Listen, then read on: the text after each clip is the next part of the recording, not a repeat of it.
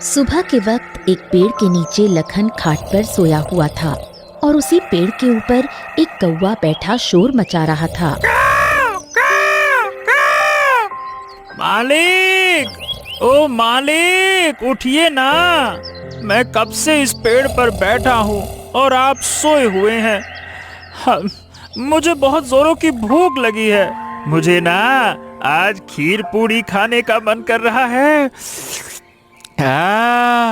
मालिक, उठिए ना। लखन ने एक बार आँख खोली फिर बंद कर ली, पर चतुर कहाँ हार मानने वाला था। ओह, अरे चतुर, मुझे सोने दे।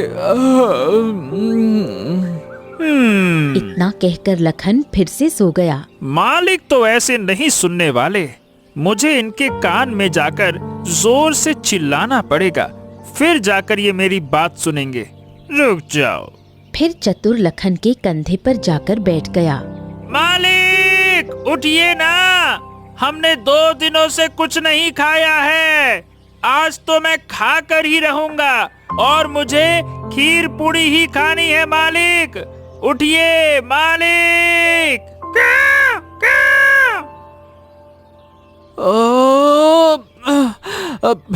चतुर, तू क्यों परेशान कर रहा है? अब तू तो जानता है कि मुझे कोई काम देता ही नहीं है और हम कई दिनों से ऐसे ही बेरोजगार भटक रहे हैं। पर कोई काम दे तो सही, तब तो मैं तुझे खिलाऊंगा ना खीर पूड़ी। मालिक, अब मैं पेट को कैसे बताऊं कि काम नहीं मिल रहा। ये तो खाना मांगेगा ही ना। मेरे पेट में चूहे कूद रहे हैं। अब तो इसे शांत कर ही दो मालिक। मेरे पेट में भी चूहे कूद रहे हैं। 2 दिन से हमारे घर में चूल्हा तक नहीं जला और तेरी मालकिन, वो तो साल भर से जाकर मायके में बैठी हुई है। अब तू ही बता भला, गरीबी में कौन रहना पसंद करेगा? मालिक, आज तो चलो, अब बस चलो। जरूर हमें कोई न कोई काम मिल जाएगा और फिर हम शाम में उसी से खीर पूड़ी बनाकर खाएंगे।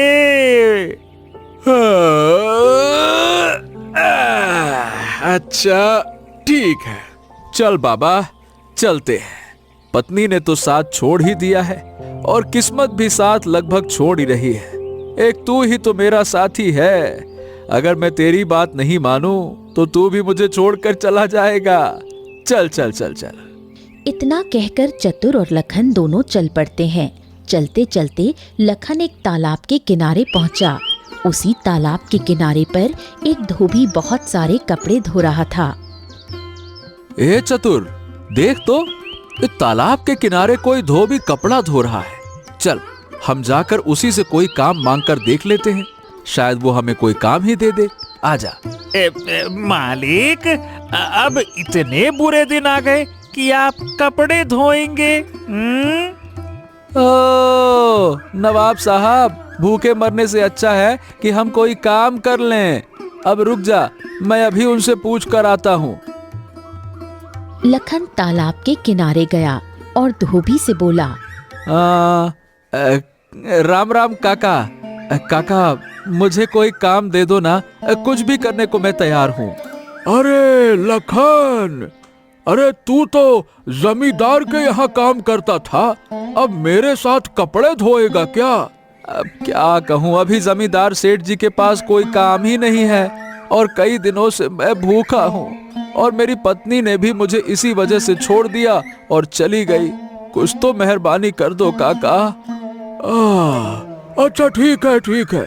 आज मेरे पास कपड़े बहुत हैं, क्योंकि राजमहल से भी मोटे मोटे कपड़े आए हैं, जिस वजह से अकेले धोते धोते तो रात हो जाएगी। तू आज मेरा हाथ बटा दे, लेकिन हाँ, रोज मैं तुझे काम नहीं देने वाला हूँ। अरे मेरा खुद का पेट बड़ी मुश्किल से चलता है, मैं तुझे रोज कहाँ से काम दूंगा?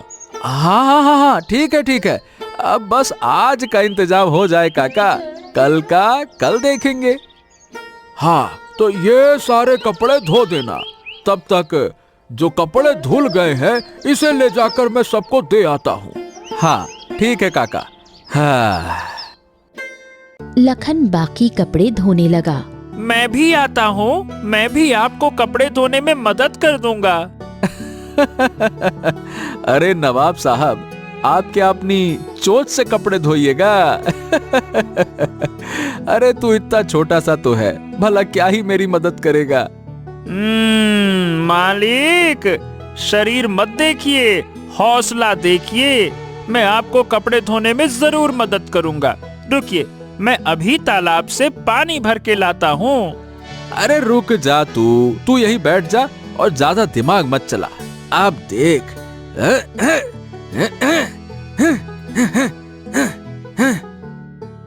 ऐसे ही कई घंटे बीत गए। लखन मेहनत से कपड़े धोने लगा। तभी लखन के सिर से पसीना टपकने लगा। ये देखकर चतुर की आंखों में आंसू आ गए। मेरे मालिक कितने अच्छे हैं। आज इन्हें इस तरह मजदूरी करना पड़ रहा है। जब मैं घायल अवस्था में सड़क पर था तो इन्होंने मेरा इलाज किया, अपने घर में शरण दी, और आज मैं इनके लिए कुछ नहीं कर पा रहा हूँ। नहीं नहीं नहीं नहीं, मुझे कुछ ना कुछ तो करना ही पड़ेगा। मैं इन्हें इस हालत में नहीं देख सकता हूँ। तभी धोबी आ पहुँचा और सारे धुले हुए कपड़े देखकर बहुत खुश हुआ। अरे लखन, तूने सारे कपड़े धो लिए? हाँ, देखिए काका, जितने कपड़े थे सारे कपड़े धो दिए। वाह, अच्छा अच्छा, तुमने अच्छा काम किया। ये ले 4 सिक्के, और हाँ, कल से मत आना, जा। लखन 4 सिक्के ले लेता है और तालाब के किनारे से जाने लगता है। मालिक, अब इन 4 सिक्कों से क्या करेंगे? अरे तुझे खीर खाने का मन था ना, अब पूरी का इंतजाम तो नहीं हो पाएगा। इतने कम पैसों में खीर तो बना ही सकते हैं। चलो, हम इसी से चावल लेकर तुम्हारी मनपसंद खीर बनाएंगे और हम दोनों जी भर के खाएंगे। चलो। हाँ हाँ मालिक, क्यों नहीं, चलिए चलते हैं, खीर खाएंगे। दोनों वहां से निकल पड़ते हैं और लखन दुकान से चावल लेकर घर आता है और खीर बनाकर दोनों खाने बैठते हैं।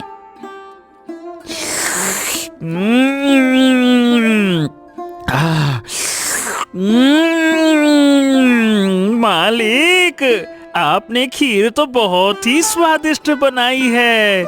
इतनी स्वादिष्ट खीर मैंने तो कभी नहीं खाई। आखिर क्यों नहीं होगी स्वादिष्ट चतुर? हमने इतनी मेहनत जो की है इस खीर को बनाने में। अब जल्दी से खा ले और सो जाते हैं, कल पता नहीं फिर क्या करेंगे। दोनों खीर खाकर सो जाते हैं। तभी आधी रात को चतुर की नींद खुलती है। हाँ, नहीं नहीं नहीं, बस बहुत हो गया।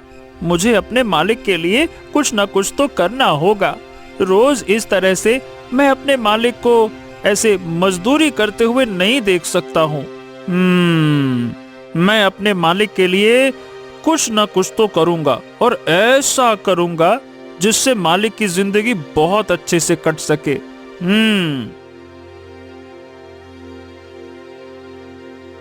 चतुर झोपड़ी से बाहर निकल पड़ता है और घने जंगलों में उड़ते हुए जा रहा होता है।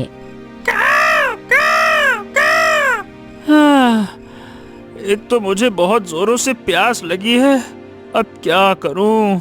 एक काम करता हूँ, पास में एक तालाब दिख रहा है, वहां से जाकर थोड़ा पानी पी लेता हूँ।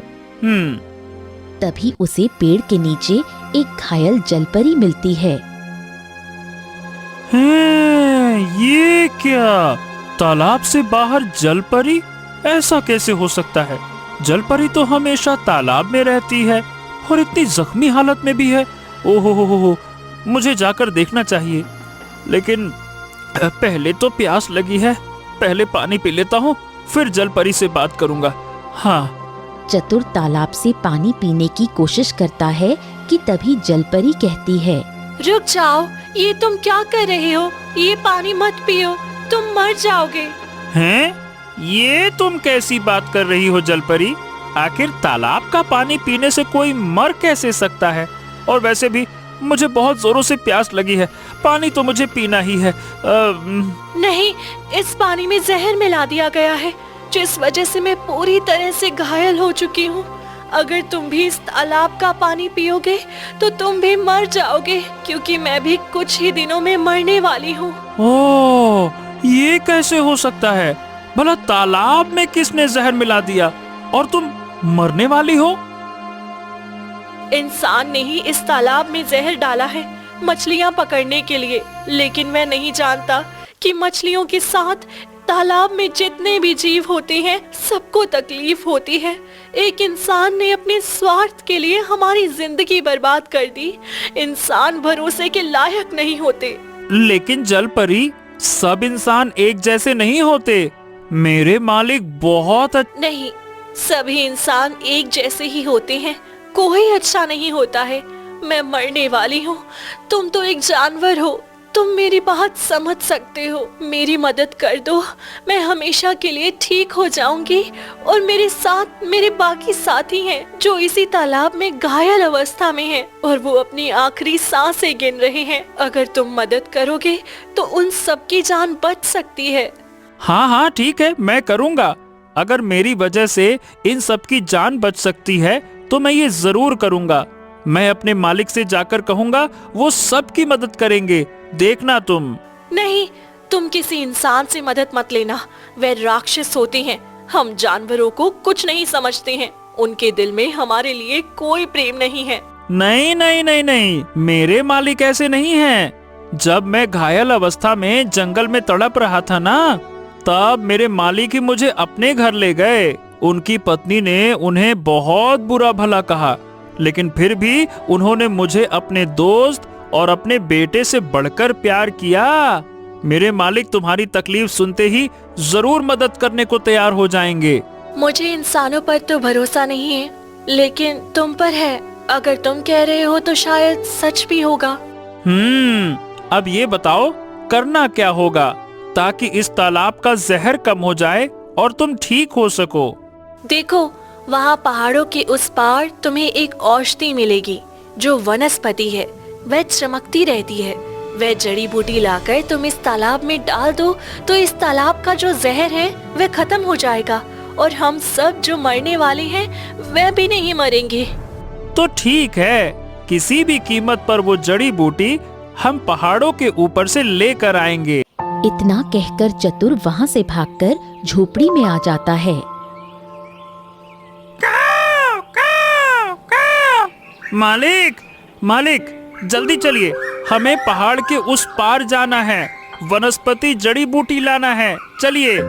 हाँ, आइए आइए नवाब साहब, सुबह सुबह कहाँ से पधारे हैं? नहीं तो। अरे चतुर, मैंने तुझसे कितनी बार कहा है कि मुझे बिना बताए कहीं मत जाया कर। मुझे तेरी बहुत फिक्र होती है। देख, मैं 2 घंटे से तुझे हर जगह ढूंढ रहा था और तुम अब आ रहे हो।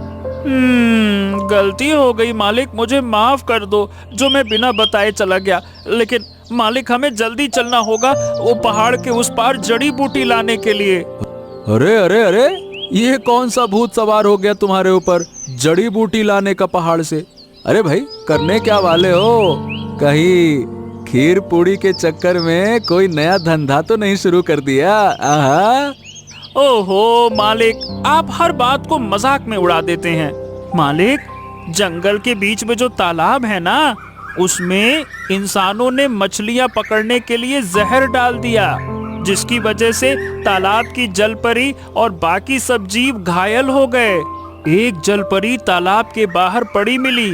उसी ने बताया कि अगर हम पहाड़ के उस पार से जड़ी बूटी लेकर आएं और उसे तालाब में डाल दें तो सब ठीक हो जाएगा, नहीं तो सब मर जाएंगे। अरे तू कैसी बातें कर रहा है? पहाड़ के उस पार गए तो हम जिंदा नहीं लौटेंगे। वहाँ जंगली जानवर, शिकारी और सुना है एक अघोरी भी रहता है जो किसी भी इंसान को देखते ही उसकी बलि चढ़ा देता है। ना ना ना ना, मुझे तो बहुत डर लग रहा है। मालिक, अगर हम नहीं गए तो जलपरी की जान चली जाएगी और बाकी सब भी मर जाएंगी और इसका पाप आप पर ही आएगा। अच्छा ठीक है, चलो चलते हैं। किसी की जान बचाना तो पुण्य का ही काम है। चलो। इतना कहकर दोनों चल देते हैं। तभी गांव का मुखिया आता है। अरे लखन, तू क्या कर रहा है? मैंने तुझसे कितनी बार कहा है कि अपनी हरकतें सुधार ले। तेरी पत्नी अब दूसरी शादी करने जा रही है। हैं? ये क्या कह रहे हैं मुखिया जी? नहीं नहीं नहीं नहीं, ऐसा नहीं हो सकता। मेरी पत्नी दूसरी शादी कैसे कर सकती है? मैं तो अभी जिंदा हूँ। अरे तेरे जैसे नालायक के जिंदा रहने या मरने से किसी को कोई फर्क नहीं पड़ता है। तेरी पत्नी ने 1 महीने का समय दिया है। अगर 1 महीने में तूने धन कमाकर नहीं दिखाया तो वो दूसरी शादी कर लेगी। और तू जानता है, उसका बाप मेरा बचपन का दोस्त है, और अगर उसने दूसरी शादी कर ली तो वो मुझे भी नहीं छोड़ेगा।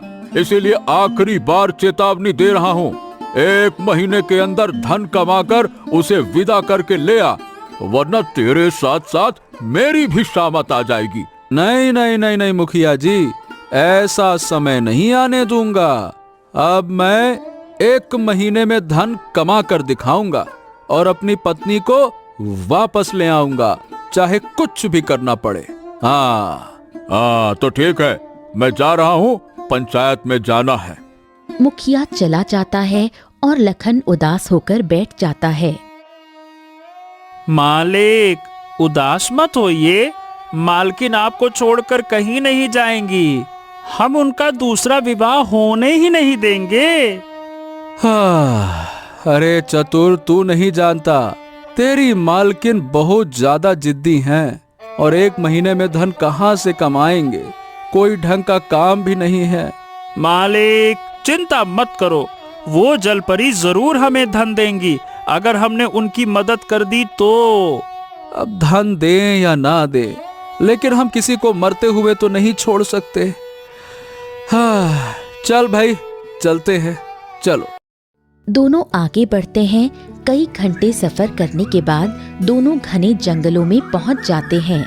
हाँ, मालिक मालिक मालिक, मैं बेहोश हो रहा हूँ, मुझे पकड़ो मालिक। अरे अरे अरे, ये क्या हो गया तुझे? तू फिर से नौटंकी कर रहा है? मालिक, सच में मेरे पेट में बहुत दर्द हो रहा है। रात में ज्यादा खीर खा ली थी, मुझे पानी दे दो, वरना मैं उड़ भी नहीं पाऊंगा। ओहो, अब यहाँ पानी कहाँ से लाऊं? कुछ दिख तो रहा नहीं है। मालिक, अगर पानी नहीं मिला तो यही मेरी आखिरी सांस निकल जाएगी। हाँ, तू जितनी नौटंकी करता है ना, ऐसा लगता है मेरी पत्नी मायके में नहीं बैठी है, मेरी पत्नी तेरे अंदर है। नौटंकी बाज, रुक जा, मैं पानी लेकर आता हूँ। अब कहाँ मिलेगा पानी? लखन एक झोपड़ी पर पहुंचता है। देखिए, क्या मुझे थोड़ा सा पानी मिल सकता है क्या? प्यास लगी है। तभी एक बूढ़ी औरत बाहर आती है। क्या हुआ बेटा, क्या चाहिए? राम राम अम्मा जी। अम्मा जी, बहुत प्यास लगी है, थोड़ा सा पानी दे दो। बूढ़ी औरत पानी लाती है और लखन को देखती रहती है। बेटा, तू तो बड़ा सुंदर है, जवान भी है, तू मेरी बेटी से शादी कर ले। हाँ, अब अम्मा, ये कैसी बातें कर रही हो? मैं तो बस पानी लेने आया था, शादी करने नहीं। बेटा, मेरी 6 बेटियां हैं, 5 की शादी कर दी है, 1 बची है। मेरी उम्र देख लो, मैं कभी भी मर सकती हूँ, इसीलिए मैं चाहती हूँ उसकी शादी भी हो जाए। अरे, ये अम्मा है या लड़की पैदा करने की मशीन? बेटा, चुप क्यों है, बोलता क्यों नहीं? अम्मा, बात ये है कि मैं पहले से ही शादीशुदा हूँ, मेरी पत्नी मायके में है, मैं दूसरी शादी नहीं कर सकता हूँ। कोई बात नहीं, तेरी पहली पत्नी को भी रख लेना, 2-2 पाल सकता है तू। अम्मा, एक पत्नी ही नहीं संभलती है, 2-2 कहाँ से संभालूंगा?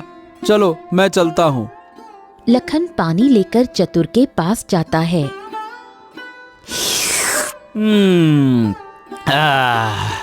हम्म तो क्या हुआ मालिक, इतने परेशान क्यों हो, क्या बात है? अरे अम्मा मेरी दूसरी शादी कराने पर अड़ी थी। उनकी 6 बेटियां थी और छठी मेरे गले डाल रही थी।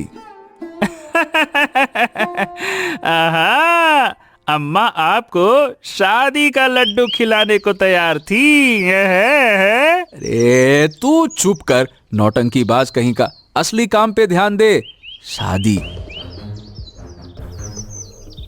अरे चतुर, ये तो भालू है, जल्दी से कोई रास्ता निकाल। मालिक, मेरा दिमाग नहीं चल रहा अभी। कम से कम इस बार तो अपनी शैतानी अकल लगा ले। हाँ मालिक, जंगली भालू ना चूहे से बहुत डरता है। अगर चूहा आ जाए तो ये भाग जाएगा। अरे अब चूहा कहाँ से लाएंगे? मैं कौवा हूँ, अभी पकड़ कर लाता हूँ। अरे जब तक तू चूहा लाएगा मैं भालू के पेट में चला जाऊंगा।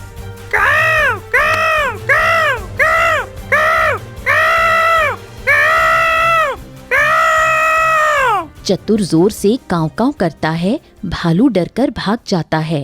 अरे ये तेरी आवाज से डर क्यों गया? मैंने अपनी भाषा में कहा कि शैतान आने वाला है, इसीलिए वो भाग गया। क्योंकि जानवर पक्षियों की भाषा अच्छे से समझ सकते हैं ना। हाँ, अच्छा हुआ। चलो अब आगे चलो, आ जाओ। थोड़ा आगे जाते ही लखन गड्ढे में गिर जाता है।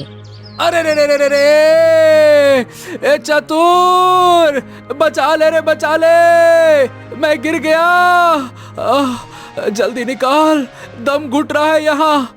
ये गड्ढा यहाँ कहाँ से आ गया?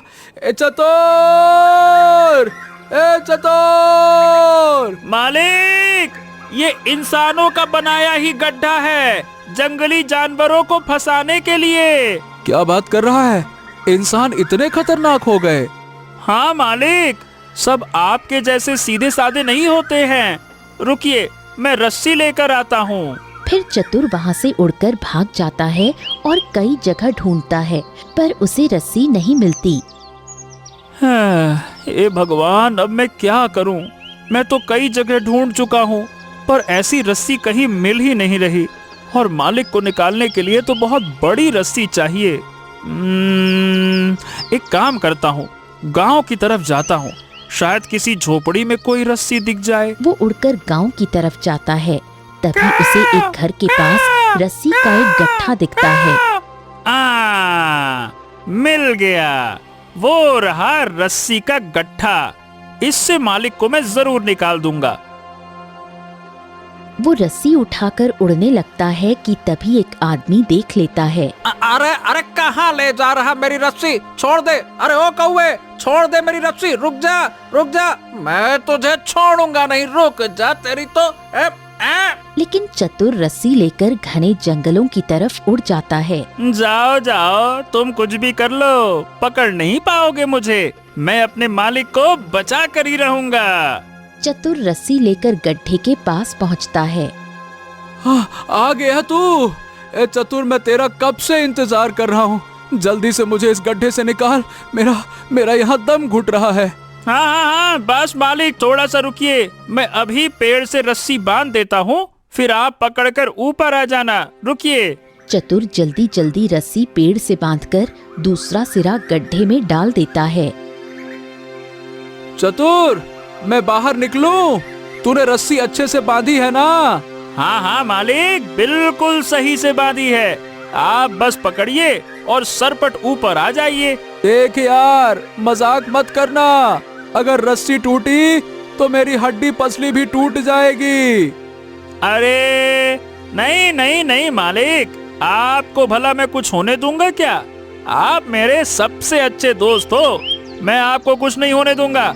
आप बस रस्सी पकड़कर फटाक से ऊपर आ जाइए। हाँ ठीक है, मेरी जान तेरे भरोसे है, संभाल कर। हाँ। लखन रस्सी पकड़कर जैसे तैसे ऊपर आता है। तू भी अब बड़ा हो गया है, मुझे अब तुझ पर पूरा भरोसा हो गया है। क्यों नहीं मालिक, आखिर हमारी दोस्ती जो इतनी मजबूत है। चलिए मालिक, अब हम पहाड़ी पर पहुंचने वाले हैं, बस थोड़ी सी दूरी बाकी है। हाँ हाँ हाँ, ठीक है, चलो चलते हैं। मालिक, आपको डर तो नहीं लग रहा ना? कहीं इस पहाड़ी पर कोई जंगली जानवर तो नहीं होगा? अरे इसमें डरने वाली क्या बात है? वैसे भी इंसान कोई जंगली जानवर से कम थोड़े ना होता है। हमने इतने खतरे झेल लिए हैं, अब तो जो होगा सब देख लिया जाएगा। चलो। दोनों आगे बढ़ते हैं और पहाड़ी की घाटी में पहुंचते हैं, जहाँ कई चमकती हुई जड़ी बूटियां दिख रही थीं। अरे वाह वाह वाह, यहाँ तो बहुत सारी जड़ी बूटियां हैं और ये सब चमक रही हैं। अब इनमें से वनस्पति जड़ी बूटी कौन सी है? हमें तो पहचानना भी नहीं आता। मालिक, पहचानना तो मुझे भी नहीं आता, बस हमें नाम बताया था। अब क्या करें मालिक? अरे दात तेरे की, अब सारी मेहनत पर पानी फिर जाएगा। हमें सही जड़ी बूटी तो लेनी ही होगी ना, नहीं तो क्या मतलब। तभी वहाँ एक बूढ़ा व्यक्ति बैठा दिखाई देता है। ए चतुर, देख देख देख देख, वहाँ कोई बूढ़ा व्यक्ति बैठा है। चल उससे मदद मांगते हैं।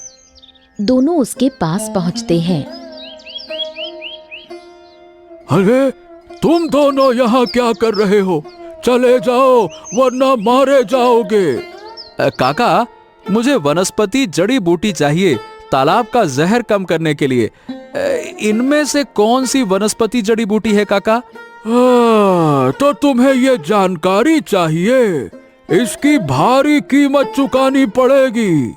ठीक है काका, हम कुछ भी करने को तैयार हैं। अगर ये जड़ी बूटी नहीं मिली तो कई जल परियां मर जाएंगी ना। ये जड़ी बूटी किसी और की नहीं, एक तांत्रिक की है, वही इन्हें उगाती है। मैं तो बस पहरेदार हूँ कि कोई उसकी अनुमति के बिना इन्हें ना तोड़ ले। तुम्हें ये जड़ी बूटी चाहिए तो तांत्रिक से बात करनी पड़ेगी। क्या तांत्रिक? अरे नहीं नहीं नहीं नहीं मालिक, हमें तांत्रिक के पास मत ले चलो, वो हमें भी कहीं किसी हवन कुंड में कैद ना कर दे। हाँ, अब देख चतुर, आना तो मैं चाहता ही नहीं था, तेरी वजह से आया हूँ। अब आ ही गए हैं तो काम पूरा करके ही जाएंगे। हिम्मत करो। और हाँ, अब तुम बड़े हो गए हो, ऐसी छोटी छोटी बातों से डरना नहीं चाहिए। चलो। मालिक, मौत से ही तो डर लगता है। अच्छा ठीक है, समझता हूँ, लेकिन क्या करूँ चतुर, और कोई रास्ता भी तो नहीं है।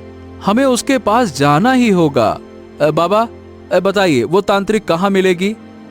बस थोड़ा सा आगे जाओगे तो एक कुटिया मिलेगी, वही तंत्रिका है।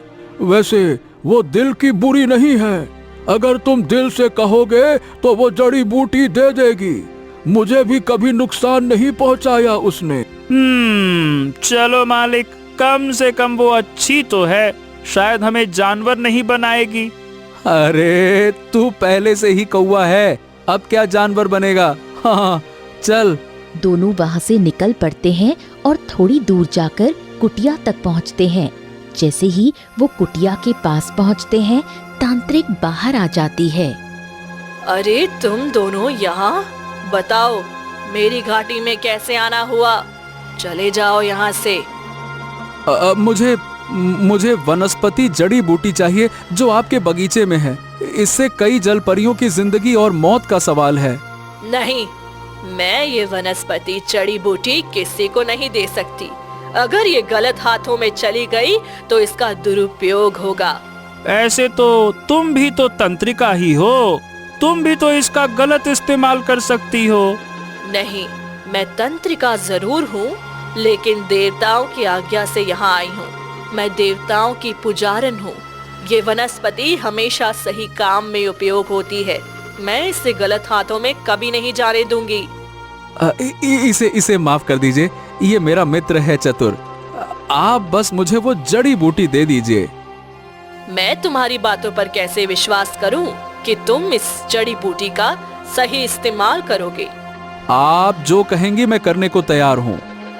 ठीक है, अगर तुम्हें वह जड़ी बूटी चाहिए तो तुम दोनों में से किसी एक को मेरी गुलामी करनी होगी, तब मैं वह वनस्पति जड़ी बूटी दे दूंगी।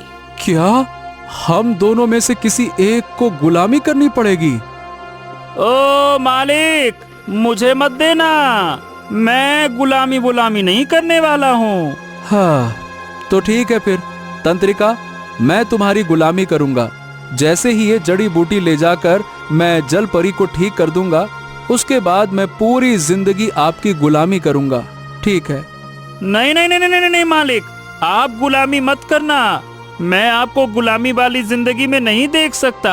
ठीक है तंत्रिका, मैं आपकी पूरी जिंदगी गुलामी करूंगा। दे दो मालिक को वो जड़ी बूटी दे दो। नहीं नहीं नहीं नहीं चतुर, मैं तुम्हारे बिना नहीं रह सकता। अगर तुम गुलामी करोगे तो मैं जिंदा रहते हुए भी मर जाऊंगा। मुझे रहने दो, तुम जाकर आजाद जिंदगी जियो, मैं गुलामी कर लूंगा। नहीं मालिक नहीं, आप मेरे लिए इतनी बड़ी कुर्बानी दोगे और मैं आराम से जिंदगी जीऊं?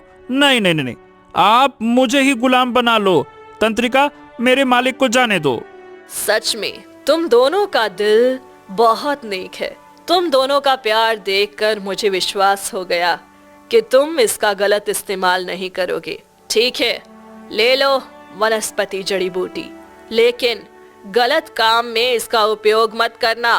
वो पीला रंग का फूल होगा जो सबसे खास चमक होगी, उसके अंदर वो ही असली जड़ी बूटी होगी। लखन और चतुर दोनों वहाँ से निकलकर फिर वनस्पति बगीचे में जाते हैं। मालिक मालिक, वो देखो, वो पीले रंग का फूल। हाँ, वही मैं भी देख रहा हूँ, परंतु यहाँ तो सारे फूल ही पीले हैं। अब असली फूल कौन सा है जिसमें वो जड़ी बूटी है? बहुत देर तक लखन और चतुर ढूंढते रहते हैं। उनका सर अब चकरा चुका था। लखन मायूस होकर जमीन पर बैठ गया और चतुर अपना दिमाग लगाने लगा। उसने अपनी पक्षी वाली ऊंची नाक से एक एक फूल के पास जाकर जड़ी बूटी को सूंघा। सब फूलों के अंदर से खुशबू आ रही थी। बस एक ऐसा फूल था जिसके अंदर से दवा के जैसी खुशबू आ रही थी। हाँ, अद्भुत अद्भुत, यही वनस्पति जड़ी बूटी है। मालिक, ये फूल तोड़ लीजिए, इसी फूल के अंदर जड़ी बैठी है। हाँ, ये तुमने ठीक कहा। चलो, इसे लेकर अब जल्दी से चलते हैं, चलो। फिर लखन जल्दी से वनस्पति फूल तोड़ लेता है और वहाँ से निकल पड़ता है। दोनों घने जंगलों से होते हुए जा रहे थे। अरे चतुर, मेरे पैरों में तो बहुत दर्द हो गया है। मैं पूरी जिंदगी इतना नहीं चला था जितना आज चल लिया। बस थोड़ा सा दूर और मालिक, फिर हम उसी तालाब के पास पहुंच जाएंगे। बस थोड़ा सा और है। हाँ, वहाँ तो जाना ही है, नहीं तो हमारी मेहनत बेकार हो जाएगी। चलो, हिम्मत करके चलते हैं, चलो। थोड़ी देर बाद वो तालाब के किनारे पहुँचे। जलपरी वहाँ बेहोश अवस्था में पड़ी थी। ये क्या? ये जलपरी तो बेहोश हो गई। वही तो, जल्दी मालिक, जड़ी बूटी उस तालाब में डालिए और फिर इस जलपरी को भी तालाब में डाल देंगे तो सब ठीक हो जाएगा। जल्दी करिए। लखन जल्दी से जड़ी बूटी तालाब में डाल देता है। तभी तेज रोशनी फैलती है और तालाब का पानी पूरा नीला हो जाता है।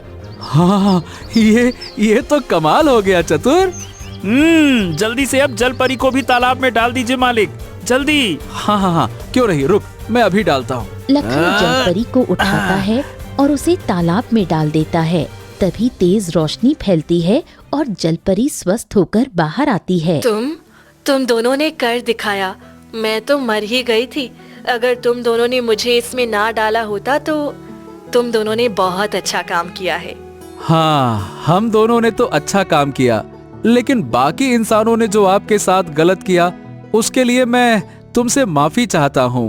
बाकी इंसान गलत है, लेकिन तुम इंसान होकर भी इंसानियत दिखा रहे हो। बताओ तुम्हें क्या चाहिए? नहीं नहीं नहीं नहीं, मैंने आपकी जान बचाई है, कोई लालच में नहीं किया है। मुझे कुछ नहीं चाहिए, बस तुम सब एक अच्छी जिंदगी जियो, मेरे लिए यही काफी है। ये क्या कह रहे हो मालिक? अभी सही मौका है, धन मांग लो जिससे मालकिन घर वापस आ जाएगी, समझो। नहीं नहीं नहीं चतुर, मैंने इन सब की जान बचाई है, ये लालच के लिए नहीं किया ये सब। नहीं नहीं नहीं। देखो देखो जलपरी जी, मेरे मालिक बहुत भोले हैं और इन्होंने कभी किसी से लालच नहीं किया, लेकिन इनकी पत्नी इन्हें छोड़कर चली गई, साल भर से मायके में है। अगर 1 महीने के अंदर मालिक उन्हें नहीं ला पाए तो मालकिन दूसरी शादी कर लेंगी। क्या तुम्हारे साथ ये सब हुआ और फिर भी तुम मुझसे धन नहीं ले रहे हो? सच में तुम्हारा दिल बहुत नेक है। मैं तुम्हें इतना धन दूंगी कि तुम पूरी जिंदगी आराम से बिता सकते हो। तभी तेज रोशनी फैली और जलपरी एक घड़े में भरकर सोना चांदी लखन को देती है। ये लो, इसे बेचकर तुम अपनी पत्नी को एक अच्छी जिंदगी देना और तुम भी एक अच्छी जिंदगी जीना। नहीं नहीं नहीं नहीं, मुझे ये सब नहीं चाहिए। इसमें से सिर्फ एक सोने का कड़ा दे दो बस, इसी से मैं अपनी पत्नी को खुश कर दूंगा। मुझे इतना कुछ नहीं चाहिए। ये सब पर तुम्हारा हक है। तुम्हारी ईमानदारी और नेक दिल ने मुझे ये देने को मजबूर किया है। ये सब अब तुम्हारा है। हाँ ठीक है, चलिए, अब आप इतना कहती हो तो मैं इसे रख लेता हूँ। इससे मैं गांव के जरूरतमंद लोगों की मदद भी करूंगा। और हाँ, मैं आपसे वादा करता हूँ कि अब कभी भी इंसान तालाब में जहरीली चीज नहीं डालेगा। आज से मैं प्रण लेता हूँ कि मैं सभी जल जीवों की रक्षा करूंगा और किसी के साथ बुरा नहीं होने दूंगा। काश तुम्हारे जैसे सभी इंसान सोचने लगे तो हमें भी अहमियत मिलेगी। बस तुम अपनी बातों पर कायम रहना। इतना कहकर तेज रोशनी फैलती है और जलपरी हमेशा के लिए तालाब में गायब हो जाती है। आहा, मालिक, आपने तो सच में मेरा दिल जीत लिया। अच्छा अच्छा, चल, बहुत हो गई तेरी नौटंकी। अब तेरे मालकिन को लाने का समय आ गया है, चल। लखन धन लेकर अपनी झोपड़ी में आता है। तभी माधवी पहले से ही झोपड़ी में बैठी थी। हाँ, माधवी, माधवी तुम आ गई? मुझे तो विश्वास ही नहीं हो रहा। मुझे माफ कर दीजिए जी, मैं आपको पैसों के लिए छोड़कर चली गई। मेरे भैया भाभी ने मुझे आए दिन ताने दिए। आपने भले ही कभी ज्यादा पैसे ना कमाए हों, लेकिन आपने मुझे कभी डांटा नहीं और ना ही कभी मारा। मुझसे बहुत बड़ी गलती हो गई। मैं अब आपको छोड़कर कभी नहीं जाऊंगी। क्या कहा? क्या सच में तुम्हें धन नहीं चाहिए? नहीं, मुझे धन से नहीं, बस आपसे प्यार है। लेकिन आपके हाथ में इतना सारा धन कहाँ से आया है? कहीं आपने चोरी तो नहीं कर ली? जहाँ से ये धन लाए हो जाकर उसी को दे दो। मुझे धन नहीं चाहिए, बस आप मुझे माफ कर दीजिए। मैं आपके पास जो शर्त रखी थी 1 महीने की, वह भी झूठ था। अरे नहीं नहीं नहीं भाग्यवान, ये मैंने कहीं से चोरी नहीं किया। ये तो बस मेरे नेक काम का इनाम है और ये धन मैंने और चतुर ने मिलकर कमाया है। बिल्कुल सही कहा मालकिन, ये हम दोनों की मेहनत है और आप भी इस धन की मालकिन हो। मुझे माफ कर दो चतुर, मैं तुम्हें हर वक्त डांटती रहती थी, लेकिन तुम हमेशा हमारे परिवार की तरह रहे हो और हमारी भलाई सोचते रहे हो। अब हम तीनों एक परिवार की तरह हंसी खुशी रहेंगे और ये जो धन है, इससे हम गांव के गरीब और दुखियों की मदद करेंगे। हाँ, ये तुमने बिल्कुल ठीक सोचा है। जिस तरह हम 2-3 दिन भूखे सोते थे, मैं नहीं चाहता कि कोई और इस तरह का जीवन बिताए। उस दिन के बाद लखन उस धन से अपने लिए एक अच्छा सा घर बनाता है, अपनी पत्नी को सारी सुख सुविधा देता है और बचे हुए धन से गांव के गरीब दुखियों की मदद करता है और दोनों चतुर के साथ खुशी खुशी अपना जीवन यापन करते हैं।